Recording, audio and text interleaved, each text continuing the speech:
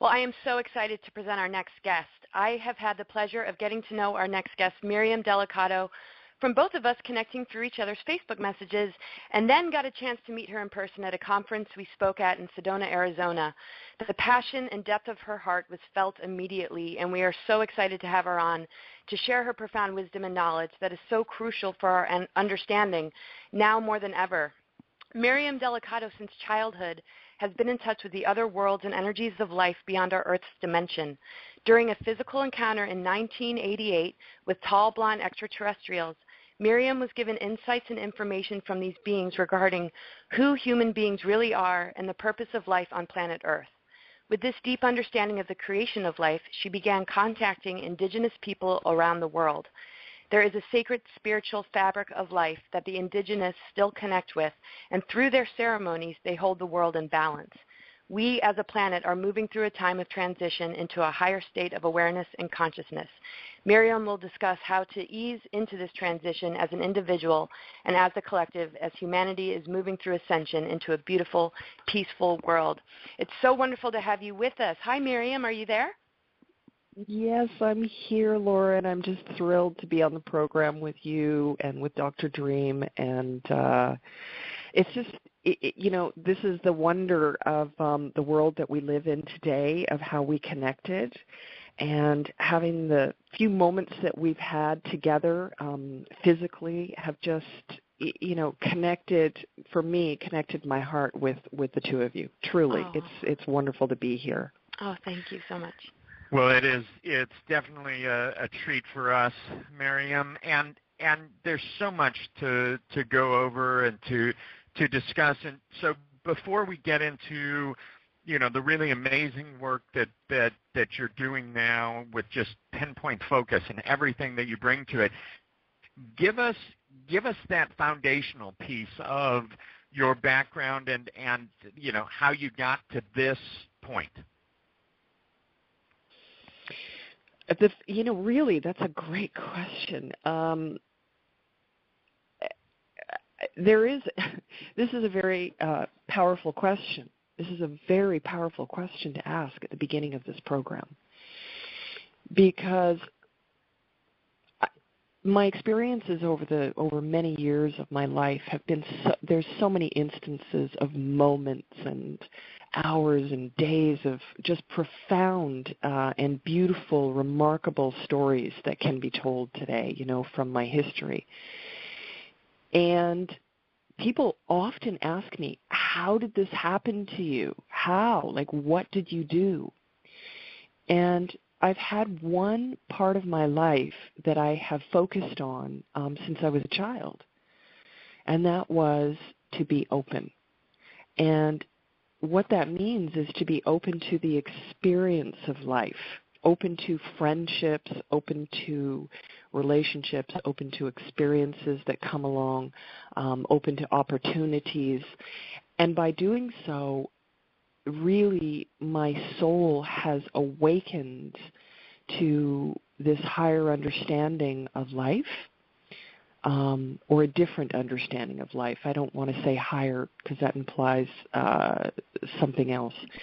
But what this has allowed for me to do is to just say my focus and foundation is to be open to the existence of my physical body and my life, and to be open to the soul and spirit that I walk with, and to be open and aware of the creation that is around me, that speaks to me every day and every moment and every opportunity. And it is my foundation of being aware of the signs and signals and opportunities that are presented on the path. And that's what has driven my life, even as a child, as I was still in the awakening stage, and is very much present in my life today in the work that I'm doing. So that would be my answer. Well, that's beautiful. I just feel your heart so much, and I know that you're just so in the process of assisting humanity in such a great way. And a lot of it has come through messages that you've received throughout your life. Can you tell us a little bit about the contact that you've experienced, maybe particularly the one in 1988 with the tall blonde extraterrestrials? Well, in 1988, the experience that took place was, I've described it in many different ways, but it was a very deep, profound spiritual experience and transformation for me, where at 22 years old, when I was driving with 3 adults and a child in a car in British Columbia, Canada, we had an experience where there were these lights that were following us for hours and hours and hours. We thought it was a big truck or something. For hours we thought this, and it was very odd, and it went on for such a long time, and it kind of got a little scary, and we didn't understand what was happening. And eventually, at the end of all of this, we ended up pulling over the car, and I was the only one that was left awake when this happened. The other people looked like they were in sort of a suspended animation. And I was taken by beings on board a craft, and these beings were tall, blonde-haired, blue-eyed, extraterrestrial beings. It was a profound experience because during the 3 hours that I was with them, I was gifted with knowledge of our existence. And what I mean by that is that some of the history of the planet, some of the history of humanity, where we were in the past, where we were now, and possible futures were shared with me. And through this, it was not as though information was just given to me or at me like you would watching a television. I was actually given experiences. It was like saying they gave me the experience of living in the past. They gave me the experience of living in the present, and they gave me the experience of living in these possible futures. So that's been a driving force for the work that I'm doing and continue to do to be of service to humanity and the earth. Because in that, there was, there was fear about the experience. There was confusion about the experience spiritually because so much information was given. I had to have years of putting it into a really balanced state where I could actually talk about it without becoming emotional and that kind of thing.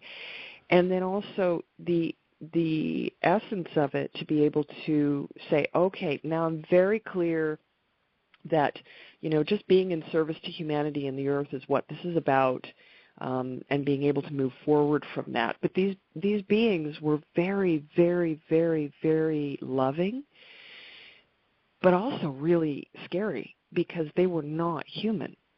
And they were very powerful, and there was an interaction that took place that was profound and life-altering. So that in itself is a very big story, but I think more importantly is how that has transformed over the years to become a solid part of my life and an accepted part of my life, and to be in service. Beautiful. Right. Yeah. So, Miriam, in this experience, were you already aware of at this time the Hopi and the prophecy, or was the experience a touchstone that brought you into that information? This, I'm very public in the fact that I share that I have never received a formal education. And there's a reason why I share this and why it's important to the overall story, my story. Because growing up, as a child, I never enjoyed reading books. It was always a challenge for me. I really did not want to read books. So I stayed away from that. Then I ended up in grade 8, halfway through grade 8. That was the last formal education that I had not because I wanted to either. That was 30 plus years ago. Times were different, things were different, and they, sort of denied an education. In saying that, and why this is important is because when I had the experience in 1988, I did not in any way engage in reading books. I think I read 3 books on the subject matter, and then I was told by the ETs, because I had very strong telepathic communication with them, not to read anymore. And the reason was because they said, Miriam, if you go out and read all of these books, when the experiences come in confirmation of what it is that you know, you will always question them. If you allow yourself to simply have the experience and leave yourself open to the experience, it will be confirmation that this is real and that this is truth.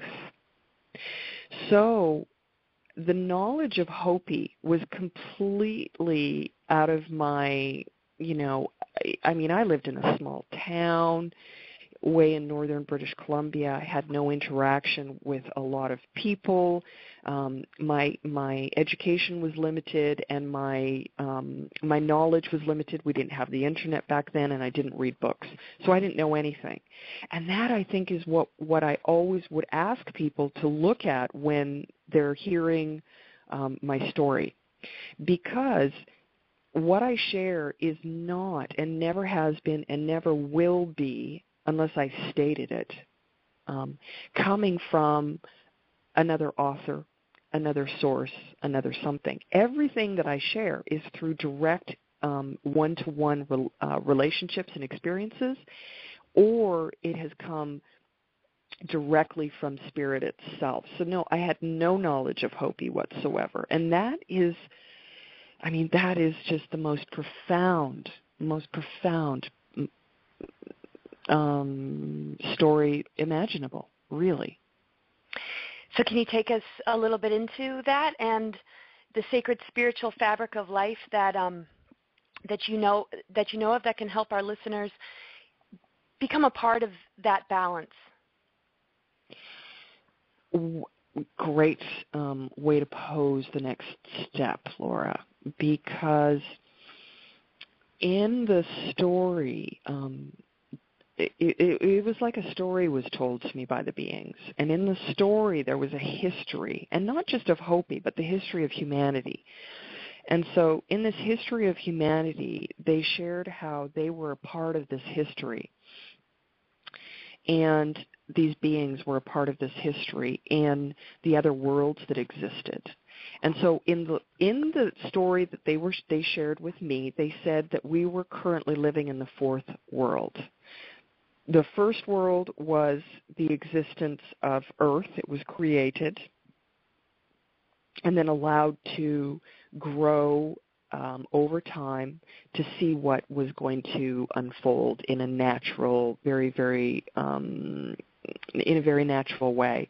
But millions of years passed, nothing happened. So what happened was small organisms were created, and then life grew. But those organisms and everything that came from that did not grow into anything.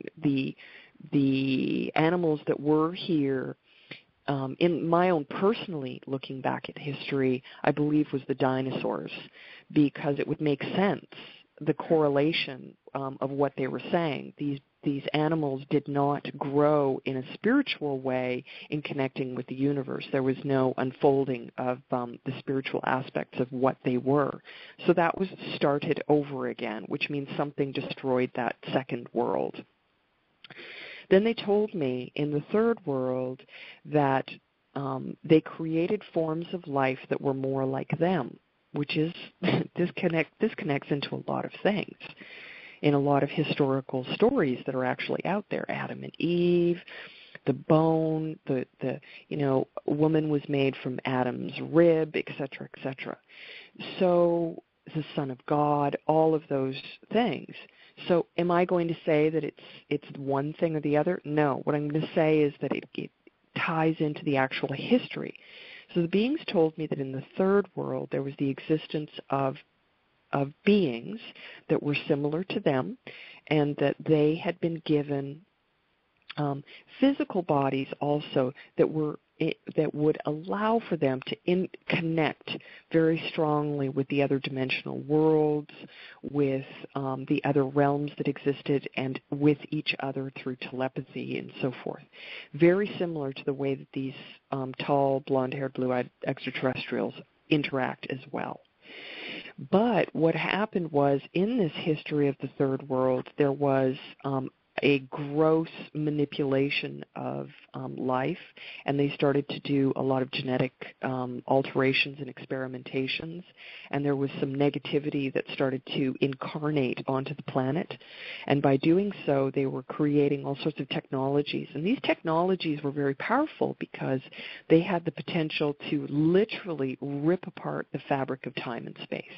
They literally had they were getting close to the ability of ripping the entire fabric of life apart, and they couldn't allow this to happen. This is where the story of the Hopi comes in, but not just the Hopi, but of all indigenous people, whereby there were pockets of people all over planet Earth that were living in a, quote, spiritual way with an interconnected knowledge and understanding and DNA.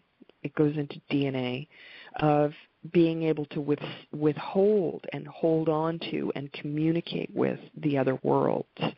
And all over in these pockets of what looked like, when they showed me, almost like temples, I saw a group of people, and they said, this particular one here are the ones that you will find.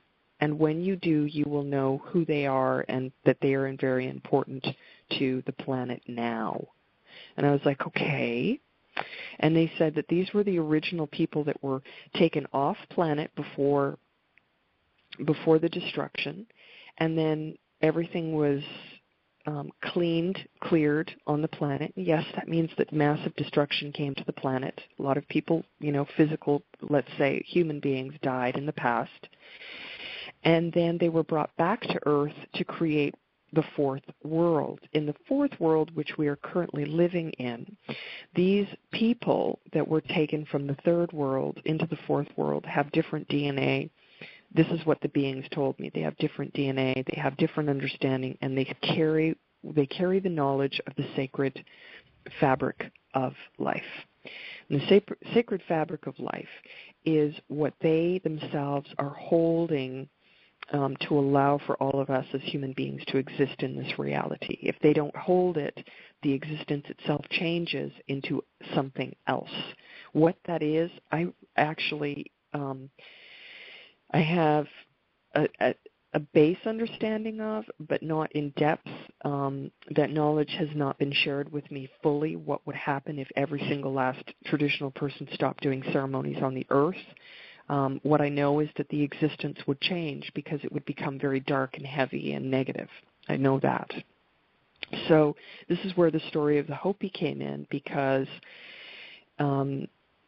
these people, meaning all these traditional people, have a very special role on our earth. They were actually meant to be the caretakers of this earth.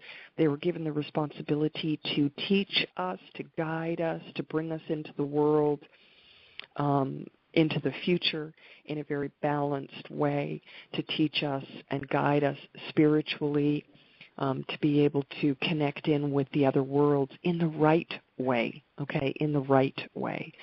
And when I look at this from a personal view, what I see is that, for example, we try to gain understanding of the spiritual world or even the religious world through sciences, and this is not a good approach, because it's still a disconnection between spirit and the actual God itself, between God. And I believe in God, the ultimate creator of all things, God. God can be, God has many names. It does not mean that God is many gods. there is one ultimate God that created everything, even the other demigods and other gods and angels and star beings and everything. There is an ultimate God, and I believe in that very, very strongly. And so the Hopi are very important to the existence of humanity because the star beings told me that these people held a very specific knowledge that was important for our future. So that's where the story actually, that's the base of the story, and there's so many different directions that I can take that I want to just, give you a moment to redirect a question or with a specific question, or if I should just continue. I'm called to suggest that you continue, and maybe before getting into more of the details, help us identify or understand what your role is as you understand it.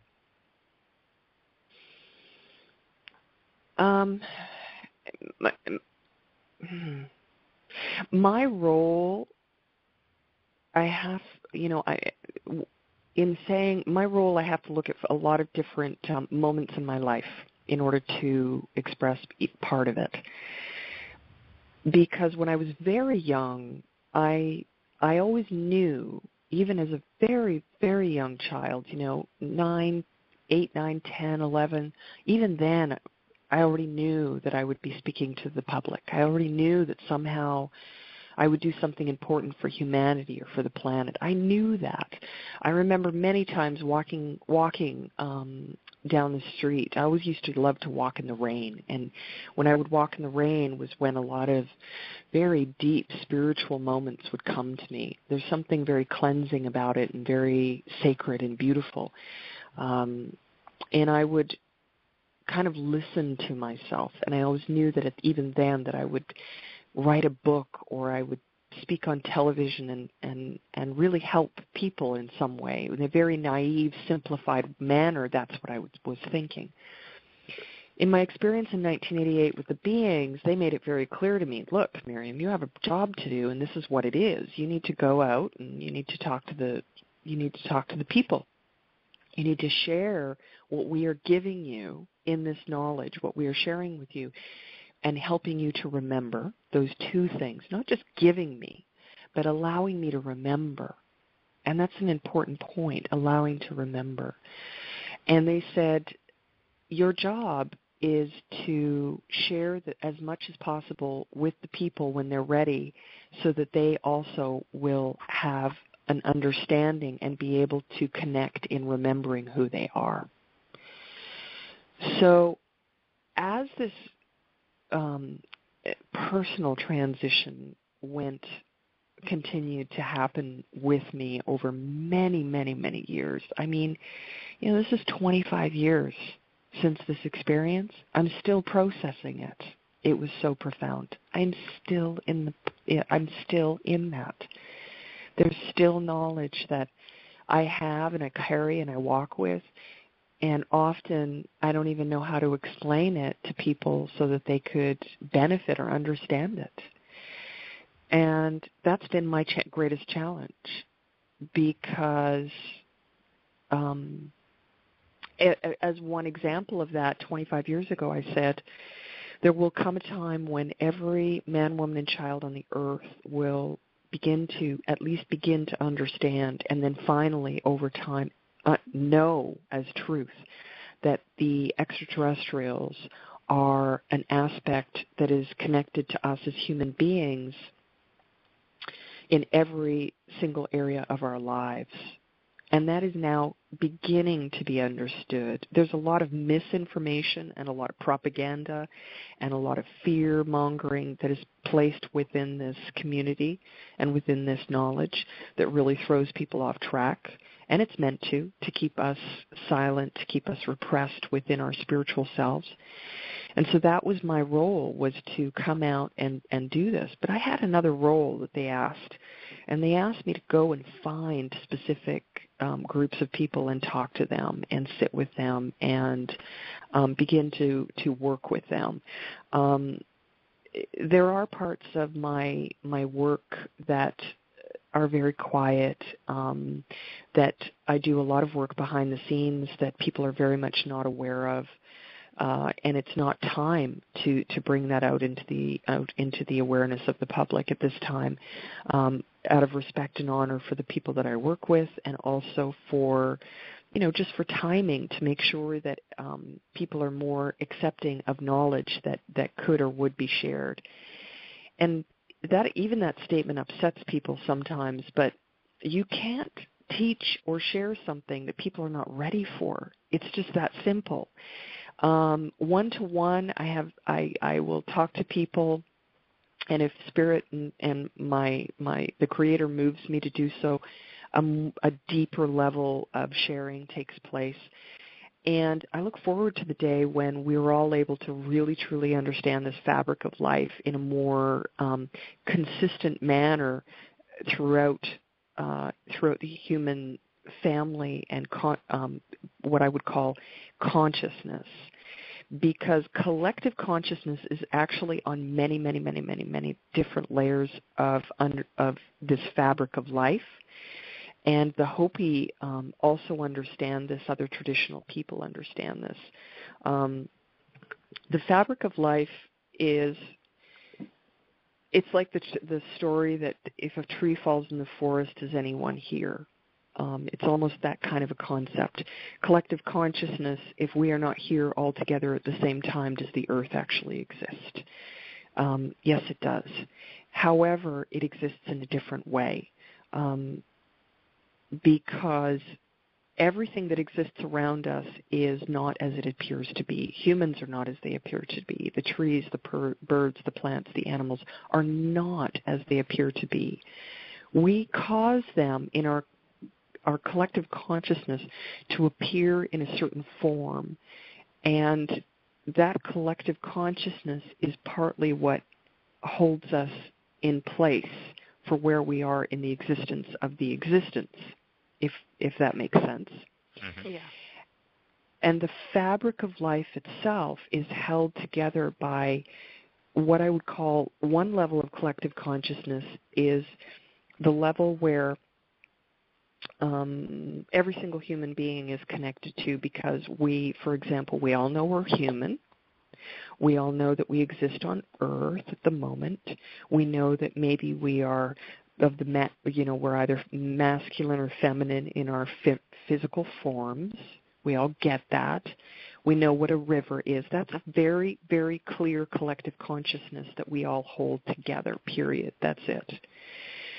The collective consciousness, and this is what the fabric of life is, okay? This is what the fabric of life is that in this, okay, there's also another collective consciousness that connects in with a different level of understanding what and who we are. This is where we're trying to go. This is where traditional people connect in with. This part of the collective consciousness is a collective consciousness of human beings that understand that what we're made up of is our elements of life, that we are made up of molecules, that we are made up of another kind of essence that is like a cake mix of ingredients that are all contain the exact same elements that are formed in a different way. If you have cement that is wet, and then cement that is dry, and then cement that is crumbled, those are all the exact same elements with slightly different forms. This is how life works, is that we are all the exact same elements, just in different forms. This is what the fabric of life is. And what we as human beings have disconnected from is an understanding of that. which creates the creation of creation and creation. And what we need to remember is that most importantly is not what we read or what we even listen to in this program, but of what we are. And that is these elements that are made up and created for a purpose and a reason to simply experience and to be here and to allow for us to be able to sort of analyze almost the existence that is around us. The world, this earth, is very unique in the existence itself for many reasons, because in this fabric of life, it is a place where many elements are able to manifest. We are able to manifest dream time at the same time as our heavy physical bodies. We are here, so that we're already in two worlds. Then we go into the collective consciousness of what we exist in every day. Then we go into the collective consciousness of what and who we truly are. Then we go into a collective consciousness. For example, I would say that the three of us in this phone call are in one collective consciousness. Those collective consciousness then expand and grow to be bigger and bigger and bigger. I remember years ago when people would say, oh, I just want to tap into the collective conscious. I was like, man, I'm not going there. You've got people that are dark and really, they're killing people. They're creating wars. There's this, that, and the other. I'm not going there. I don't want to go into that collective consciousness. I want to go into the collective consciousness of the existence of life, something that I call the void.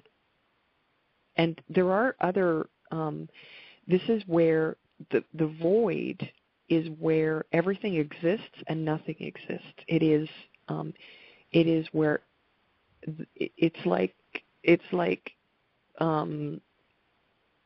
everything that exists is there. That is the truest form of collective consciousness.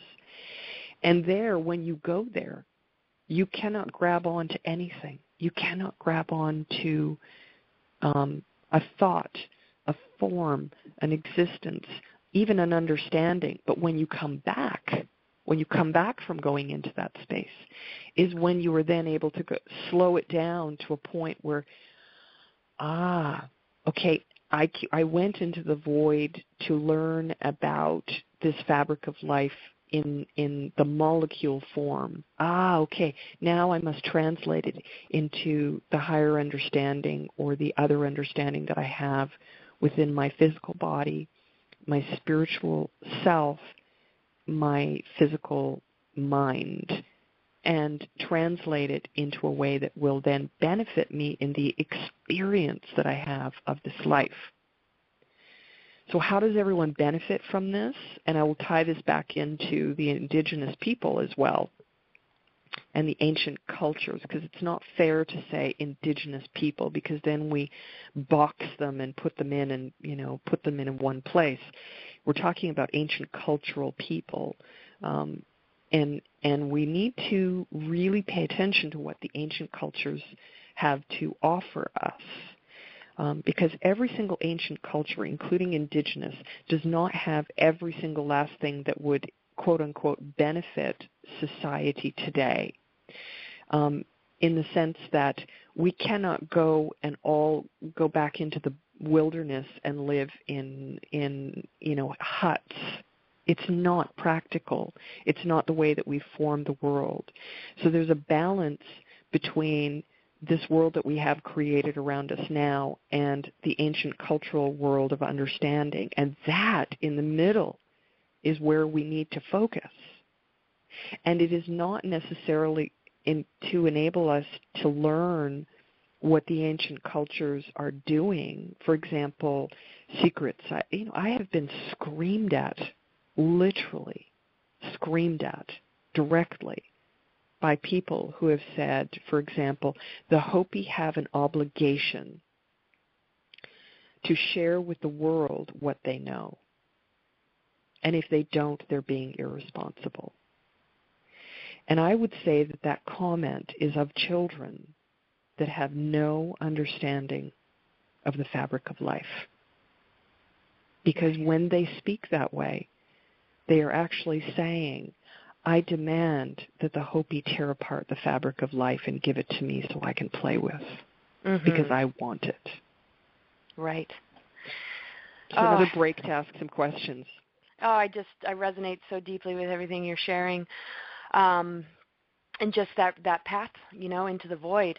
Now, we're, as a planet, moving through a time of transition into a higher state of awareness and consciousness. Where do you feel we are right now, and what can you share to assist the individual in being able to really be up to speed with, where they should be right now to assist in this? Well, we're actually at a very critical time, and this is a very challenged question, because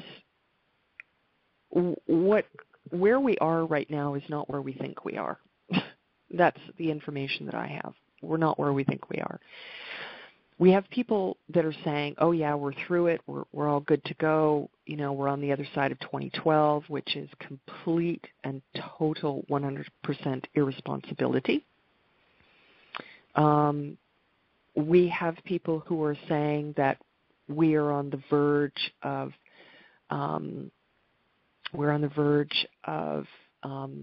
transitioning into these light bodies and so forth, which again, I would have to say I believe is irresponsible, because we're here to have a human experience, and we have to stop denying that from ourselves. Because by saying that we're doing all of those things, it is denying us the actual experience of being present of where we are. And where we are right now is at a very, very precarious moment. We have been through a time of learning, and there was a long period of this. And when people say, I want to have disclosure of who and what we are and these beings and what they are, I would say to them, man, you've got to stop and look back 20 years ago or 25 years ago or 30 years ago, depending on how old you are. And you have to look back and say, where were you then? Because 25 years ago, when I talked to people about my experience, I had to actually explain to so many people, quote unquote, what an alien was. They didn't even know that word. They didn't even understand what that was 25 years ago in the massive public. So disclosure of who and what we are is happening, and that's a beautiful thing. So we've gone through we've gone through a really long transition, which began even further than 25 years ago. So if we can look back 100 years, then we can talk about where we've been. So we've been moving through this time of transition that is taking us into a time of understanding who and what we are and gaining knowledge, spiritual awareness. Then we went into a time of choice. What choice does the human being have? Are human beings going to choose peace, or are they going to choose war? And years ago I came out and said that there would be a space of time of a few years when people would almost seem like they were going insane. Really beautiful, spiritual, positive people would turn absolutely dark and negative and turn on people. We wouldn't even recognize them. And then people who we thought were very, very dark and were not focused on anything but themselves would all of a sudden transition to become very, very much in service. And again, people argued and said, who the heck do you think you are? That's never going to happen. You're an idiot. And, got screamed at a few times over that. A couple of years ago, that happened. That happened because of where we are positioned within the universe itself as the energetic body of life, of the planet, of human beings, of the sun, the moon, the stars, the existence that is around us, because of where we are. It's a cyclical experience that we're having in many, many ways. And as we have the cyclical experience, we are being given choices. So that then what happened was we went through all of those choices, and we're still going through them. People are still choosing what side they're on. However, the point that we're at in this exact moment of this phone call today is very precarious. It is extremely precarious.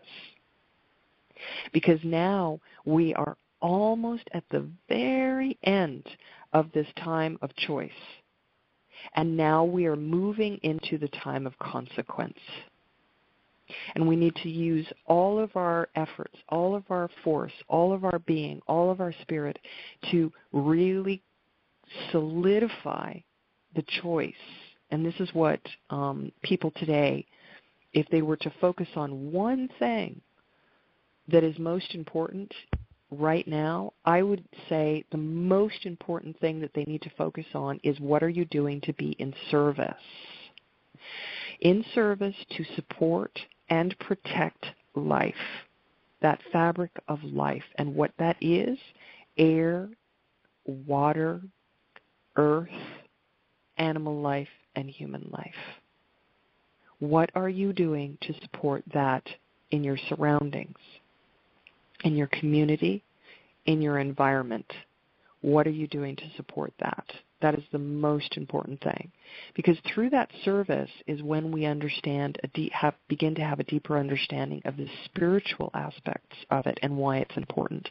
Because we start to think present in the moment that we exist, but we also are able to think in the past and the future at the same time. You see, that's why there is only the now, because we're able to think about all those things in the moment that we're in. So I have been receiving a message for a very long time that we were coming to the end of this, or nearing the end of this time of choice, and that what was going to start to become manifest, that was what was going to start to manifest was the time of consequence. If we speak to traditional people and even the Hopi, one of the reasons why they refuse to talk about their prophecies to people, and I completely am in agreement with them, is because they are misused and misdirected. When we talk about the choices of the good path and the bad path, for example, with the Hopi, people focus on the bad path, and then that's where all of the, quote, energy goes, right? So that's the fabric of life. Our thoughts have power. So if we concentrate over here, that's what we create. That's what the time of choice has been. What are you focused on? What are you thinking? What are your spirit doing? What energies are you allowing into your life, into your body, into your mind, spirit, soul? So in saying this, we have a responsibility right now in this period of time that we're in to solidify and physically manifest the work that we have been called to do in our spirit and soul. And it is extremely important for us to do that right now, because starting next year, going into 2014, in 2014, here's what's happening. We, as a human family, will begin to see, and I mean only begin to see, what we have created in our manifesting. We will be moving at the beginning. We will be at the very beginning of the time of consequence. And if we as a collective human race have not done enough work in absolutely starting the process of releasing the negativity and the anger and the resentment and the chaos of this world that we have what we have manifested, we will not be able to see ourselves in the future. We will no longer be there in the same form. And so time-traveling extraterrestrials has been a conversation for people for a long time. And yes, that's happening. And people also, again, have put out propaganda regarding that, in my view. There's nothing good and there's nothing bad about aliens. They simply exist.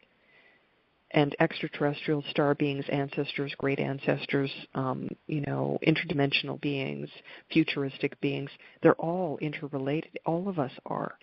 We have to accept that all realities happen in this moment, all realities do not exist in this moment.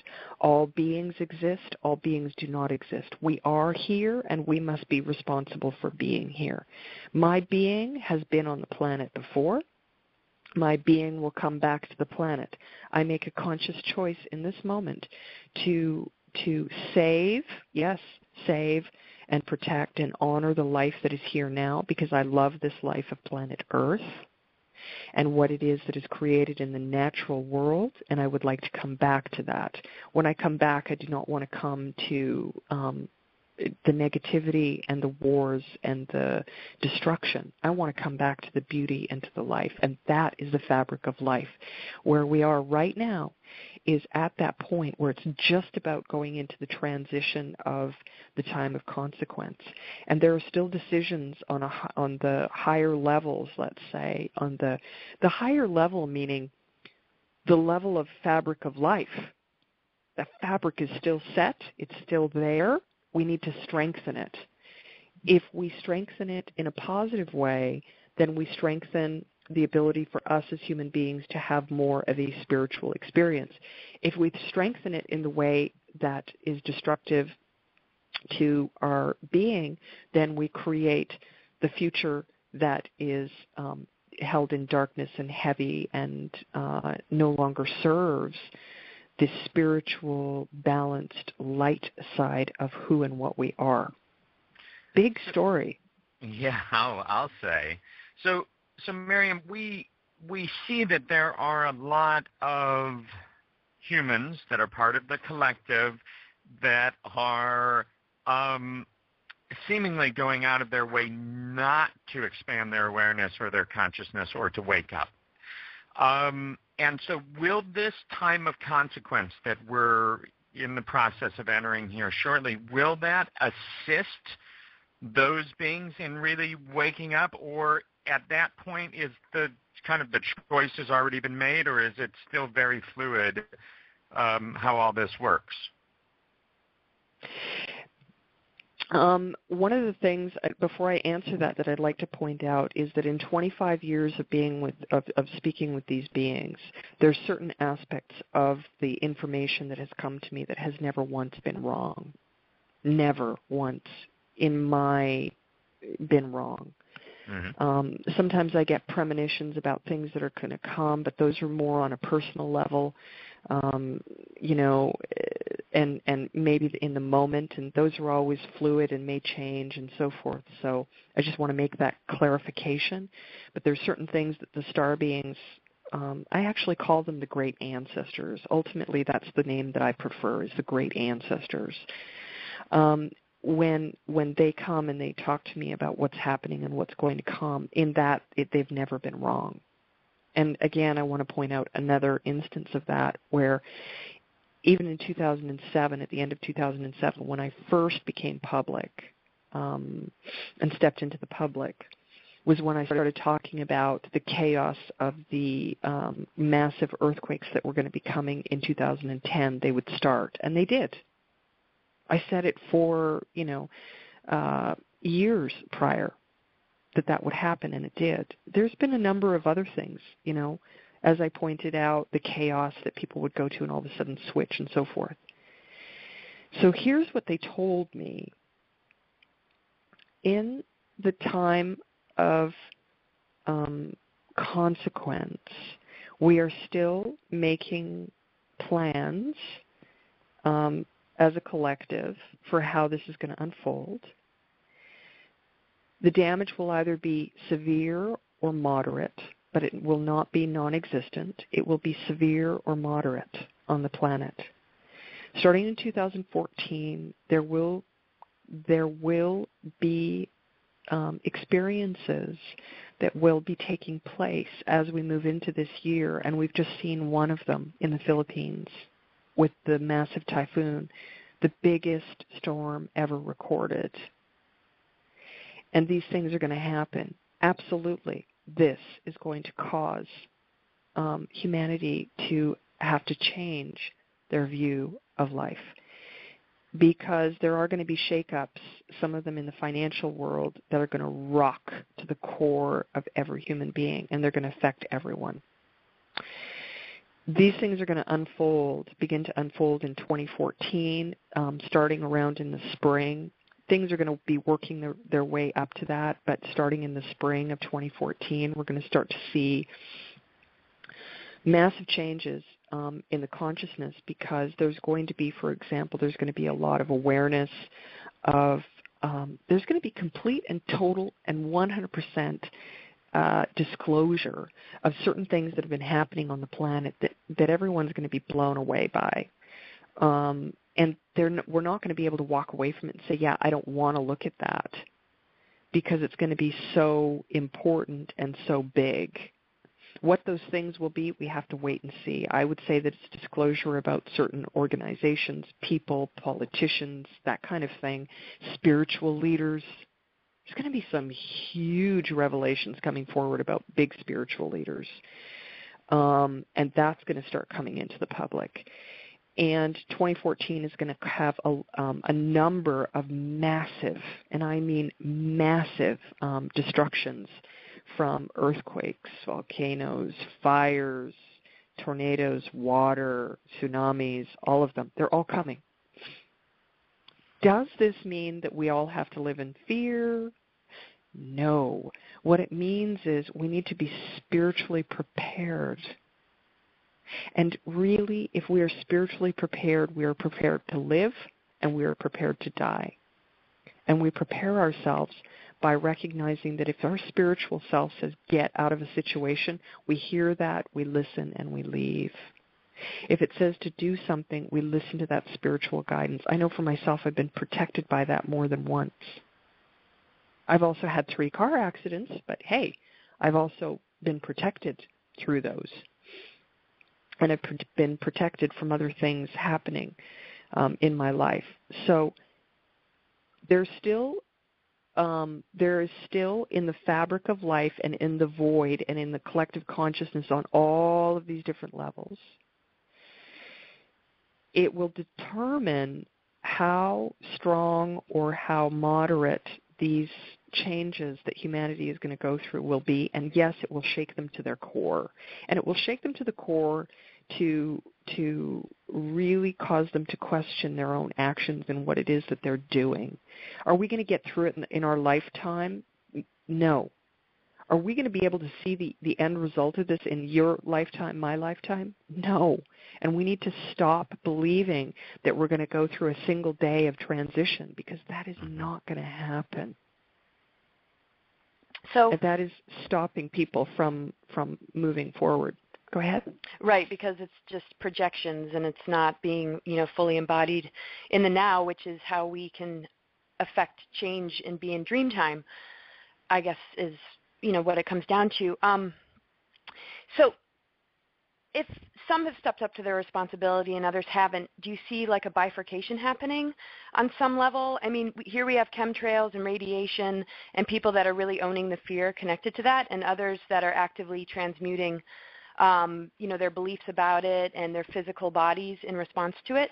Where do you see the dividing line with those two different sorts of mentalities, and what would happen and how it would show itself in the physical? I actually see 3. One is the really spiritually evolving group, which I would say that we're a part of. Then there's another part of this that believes that they're spiritually evolving, and they're actually spiritually de-evolving because they're focusing all of their attention on fear, the fear aspect of what's happening around us. And that part of the spiritual community is really doing a disservice to themselves. I'll explain why in a moment. And then the third part is the ones that really do everything within themselves to, I'm going to go out and put on a mini skirt, and, I'm going to go out and bounce around and shake my booty and do all these things. And then you got the guys buying the big cars and wasting their money and wearing the big, glasses, and they're living in a totally different reality than us. What reality that is, I don't even care to look at that because it's so disconnected from nature. So there's 3 parts to this. Those people who are living in the disconnected world, what I would call the disconnected natural world,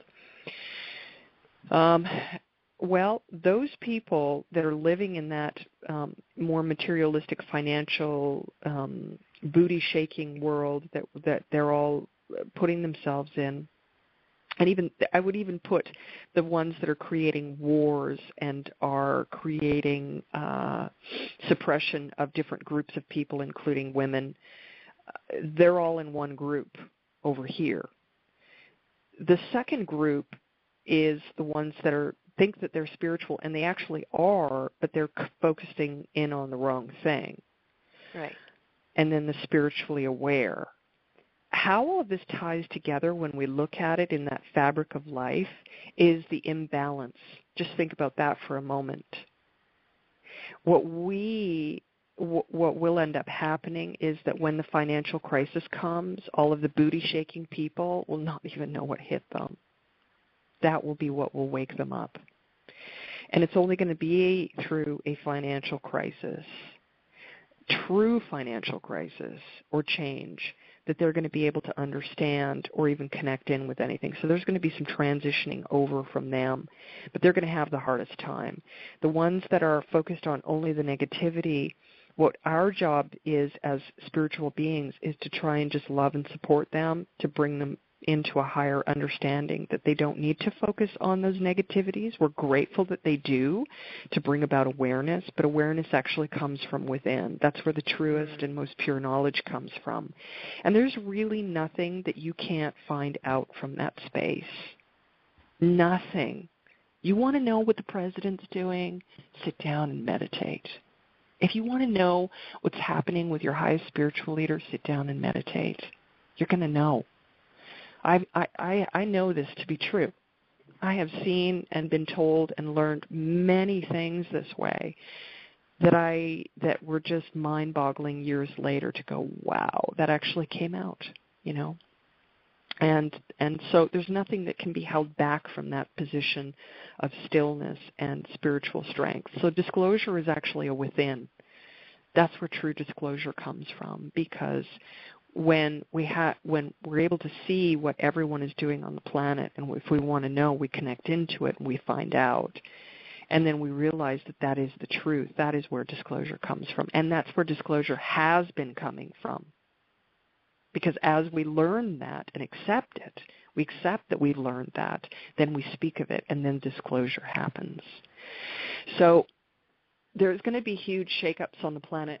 And through the time of consequence, there will be a lot of physical changes that take place, because with the chemtrails, with the Fukushima, with all of these things, if we are able to evolve ourselves and have been evolving ourselves more and more all the time, we have the ability to withstand these negative ions that get put out into our atmosphere and then rain down upon us.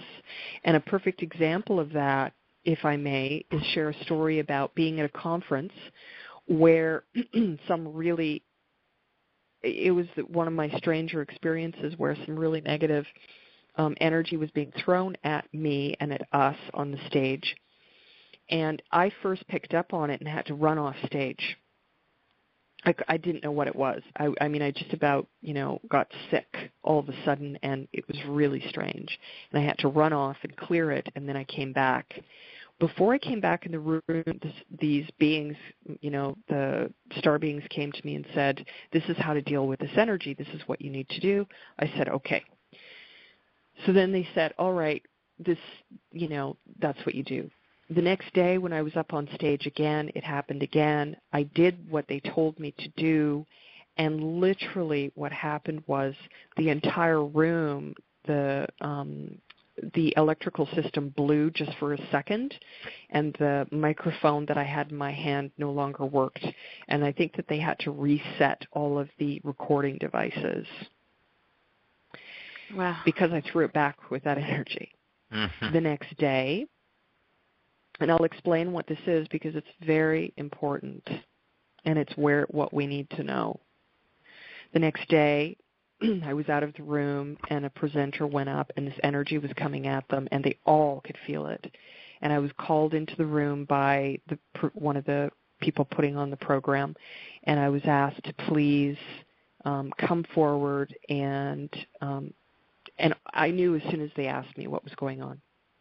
So I went onto the stage, and I simply sat down, and I started doing this. I got 2 other people involved. Both of them said they never want to be involved in anything like that again, but I got them to help with the situation. It was very powerful. Told them what they needed to do. They did it. But while I was up on stage, I was up there by myself. I hadn't recruited anyone to help out yet. I pushed it back. I got it pushed back, and then the person sitting next to me said, "Oh, my God, it's gone." I didn't verbalize anything. They said, "Oh, my God, it's gone." I said, "Okay, good." Then I felt it. Instead of it coming from the right, it was now coming from the left. And then that person all of a sudden looked at me and said, "Oh, my God, it's moving again. It's moving again. I can feel it." I said, "Don't worry, I'll take care of it." And I did. That's what I did. For an hour and a half, I believe it was, I sat on that stage, didn't say a single word, just held back that energy for an hour and a half. And then another hour and a half after that with the second presenter because it was still present. And that's when I recruited the other 2 people. So it's very powerful energy of the fabric of life that we're talking about. And when people ask me, what is the fabric of life? How do you describe that? One of the very, very, very simple ways of being able to talk about the fabric of life is to talk about the molecule aspect of it. Because every single thing that exists, if one could conceive visually what that is, it's molecules. Okay?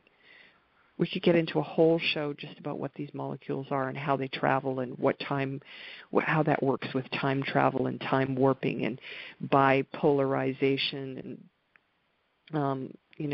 transmuting and everything. That's a whole show. Mm-hmm. Let's do it. That's a whole show. So what happens is there's something called the part of this fabric of life that can be manifest into this world, and one of the ways that it's able to manifest is through what I call the God particle. The God particle is very specific energy that can be harnessed as spiritual beings. If you're not a spiritual being, you won't even be able to touch it because the God particle cannot be manipulated, man. The God particle cannot be manipulated. I'm going to say that one more time. The God particle cannot be manipulated unless it is in balance with God itself and with what God has given to us as human beings. This is why it's so powerful. Nothing or no one can touch the God particle, but we have access to it here as human beings. The God particle consists of these molecules that are gold in color, gold and light. When we think of dancing particles, through the air, this is God particle. God particle consists of, imagine circular balls floating all around you that are golden in color, that have different levels of light coming from that one molecule. And in the center of it is light, but it's not white light. It's more like a golden white light. And then as the particle, you get to the outside of it, it's more gold and really gold in color. It's incredible. I can't describe it. I wish I could draw it or show someone. I keep trying to express it. We as human beings have God. We're all made up of God particle. Everything around us is God particle, and it almost transmutes and hides itself behind a layer of illusion. Okay, a layer of illusion, and this is why, as an example, everything around us is not as it appears to be, because we are living in the illusion. We are actually all God particle, and everything around us is God particle, made up of these golden molecules. When and if we want to heal ourselves, and I am not a guru that can do this instantaneously either all the time, so, I'm not perfect Just want us to put that out there. When we think of the inner self and we think of where the soul and being comes from within our physical bodies, before I go further, I'm going to ask the two of you where you believe that it comes from. Where is your center of your being? Can you tell me that, Laura? Where is the center? Where is your spark of light? Where is your center that you believe that absolutely you come from? What's your center? Well, I think it's really like the solar plexus in the heart, not beneath it, connected to the star of the core of the earth and, our divine blueprint, in the highest of dimensions that, connects all those bodies and systems, I would say.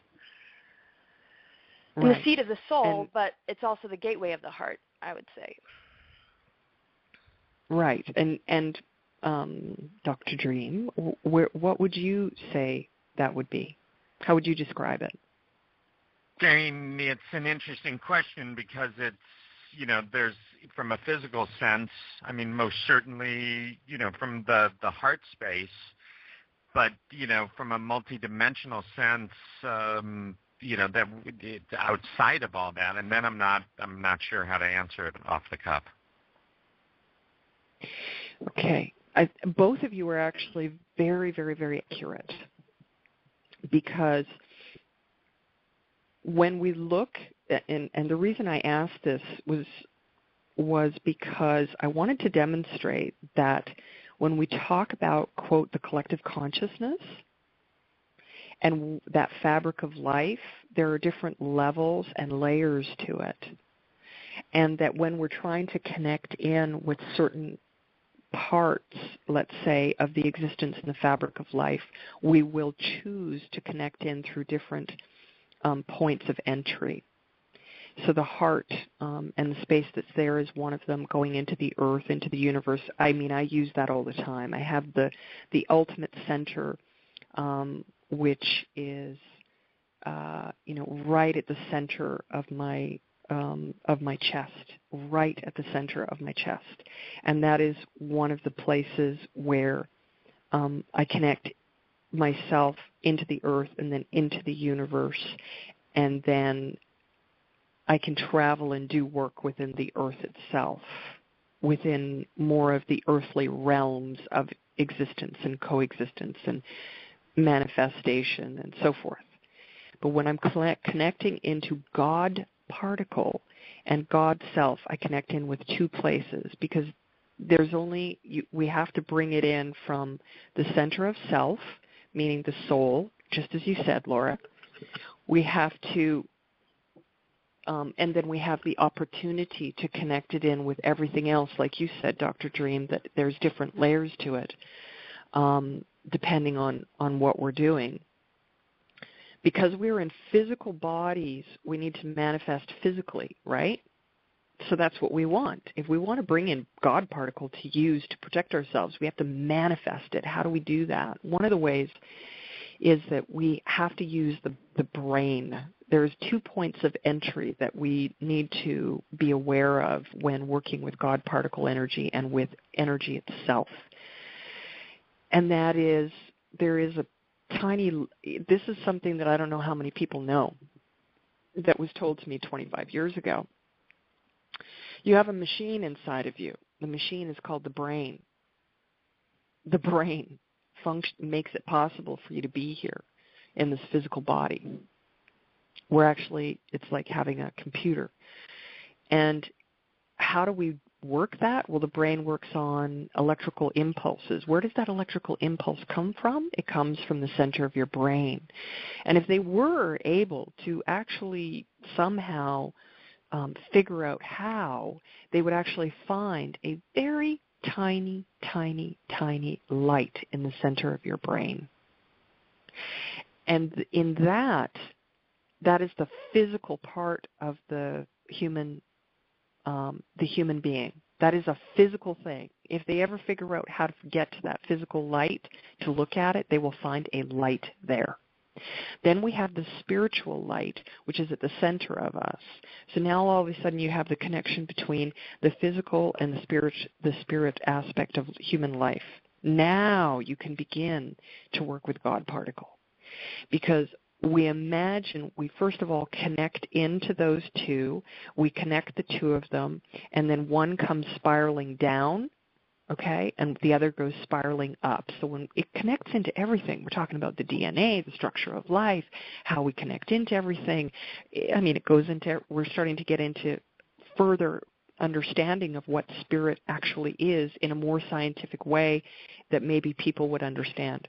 So the two spirals come down connecting to each other. As they do that and they connect, when they do, you're going to start to see and imagine that's the golden light, because that is what's created to be able to be here. And when you start to see the golden light, you continue it to go out into the universe in that spiral of the, if you want to say the DNA, going up into the universe and then spreading out. It's going to go down into the earth and then spread out. And then also from the center now, you have the double helix, as they say. And then from there, that's where the strength comes from. And you push that out into your physical body in every molecule, and you just simply share it.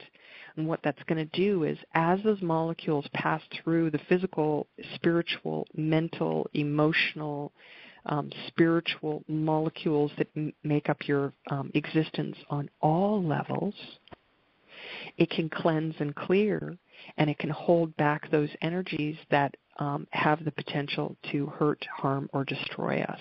And that would be all the mind control attacks and all the, the manipulation of our belief systems that keep us from that mental or that light in our brain, right? Right. That's why, I mean, I would love to do a whole other program on the God particle, the particles themselves, and the brain, and how that comes back in. I did a show with someone else, and if you don't mind, I'll mention it here because it was a really good program with Bernard Alvarez on the brain. There was a 2-part to it, and it's phenomenal. And anybody that wants to understand a little bit more about how the brain works to be able to bring some of this in that we've talked about, check that out. It's also on my website under the video section. So you can find that there, and it's really powerful information. I only started to release this in the last year because if we don't have enough people that understand what it is that we're doing with this, we have to wait for the right time to share some of this. This is actually a technology that I've just shared. It's not just knowledge. It's a technology to be able to manifest. But I will warn people that if they try to use this in any way, shape, or form for anything that is negative, it will harm them. Mm-hmm. Because God particle does not believe in one side or the other. God particle is only in balance of all that is, and it cannot be manipulated.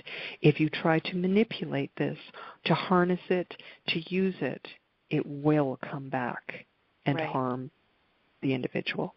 Mm-hmm. Wow, just such incredible information, and I really would love to do another show with you and really, get more in depth with all this for sure.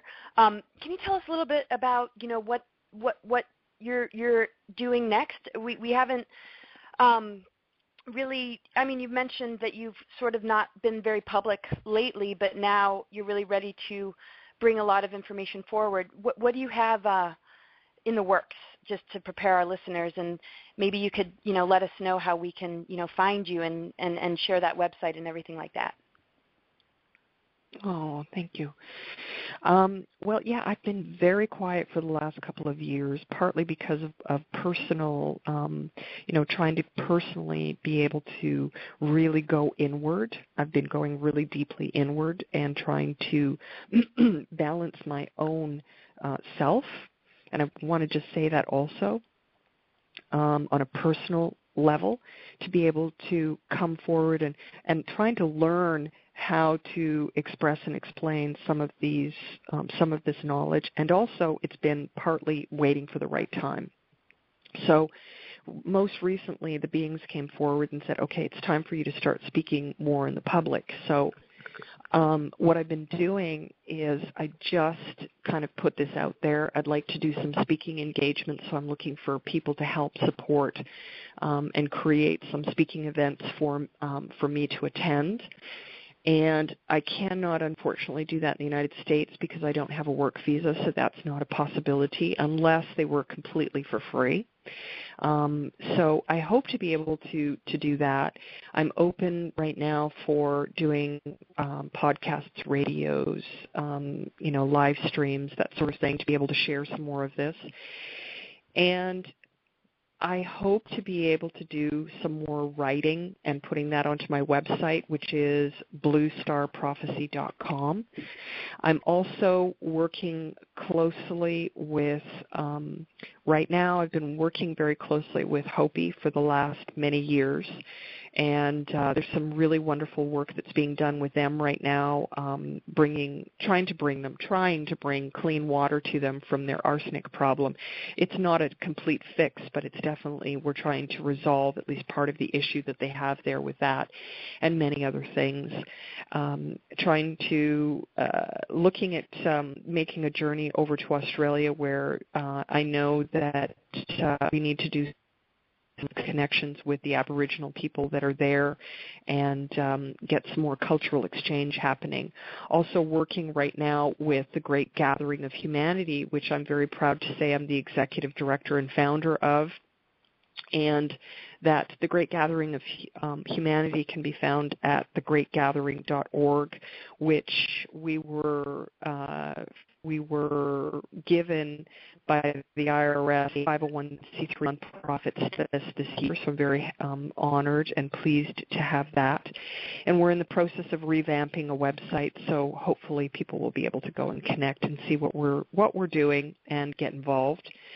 And so I'm kind of opening myself back up again to share some of this deeper knowledge that I've been waiting so long to share, even in the last 5 years. 5 years ago, talking about God particle in the way that I just did, I don't see as being something that would have been possible. So I'm very grateful to you and to even the people that we're all, even myself, learning, growing, awakening, balancing, understanding, becoming, and simply are learning to be, quote, human beings. Wow. I have to say, I was tripping over my words with the last question because my heart is so filled. Just having you on the show, I'm in so much gratitude. I can barely even form sentences. You are just incredible and so grateful for all that you do and just what you embody. And I'm so thrilled that we got to, share this time with you, and I really can't wait to have you on again and share, just your information and really get people on board. So thank you for joining us this evening. Well, I just want to take a moment to, if I may, to thank the two of you. We had a very brief couple of minutes. It was, in recently in Sedona where we had an opportunity to physically meet for the first time. And it was only a few minutes. And it was really beautiful because there was such a heart sharing from, I believe, from all of us, all three of us. And it was so open and honest. And I was really touched also. And in our world today, we need people like you who are just open to being really upfront about the experiences that we're going through, the difficulties, the challenges, and what we're doing, and look at it from a viewpoint of being human. And that is what I appreciate about the two of you, that you're approaching things from that level. And it's really, really, really important, I believe, for our future that all of us, all of the listeners, we are not separated. I am not on this program without the people listening. And they are not, we are all connected to each other. And if we are to continue to grow, it is simply a matter of sharing and continuing to share who and what we are, And in the community, I bless everyone and send gratitude out to absolutely everyone, really, good, bad, ugly, indifferent, doesn't matter, just everyone who is seeking. Because the seeking is what is finding its way into our hearts and minds and souls and being. And seeking in all forms, everything benefits the whole for the existence here on earth. So I really cannot wait to see the two of you again out in Arizona so that we can someday, go through and have the experience of walking on the land in Arizona together, to touch the earth, to give our hearts. And today is a very special day. Today is a very special day because the Hopi have begun their winter ceremonies today. Oh, wow. At this moment, as we're having this program, they are most likely in the kivas doing ceremony for us, for humanity, for the existence of life. And it is today that they begin just opening the door to the prayers and the ceremony and the gratitude for life, for holding it in balance. And I personally would like to ask, in my closing statement for the show, because I know we're coming to the end, to ask everyone to send their heart and their balance and their love into the heart of Hopi, to give them strength so that they can send that back out into the world and hold the fabric of life itself. They are the ones that hold not only the earth, but the universe and all life in its place. And so I would ask that we give in service to them so that they may send it back to us and we may all live in balance. Beautiful. Thank you. Thank you. Wow. Thank you so much, Miriam. We so appreciate you and all that you stand for. There's so many beautiful lessons in your life and what you continue to choose. And thank you for sharing so openly with us and our listeners. And you have an open invitation to come back. We really do appreciate you. Thank you. All right. With love and gratitude, love and gratitude, love and gratitude in all directions. Thank you. Yes. Thank you.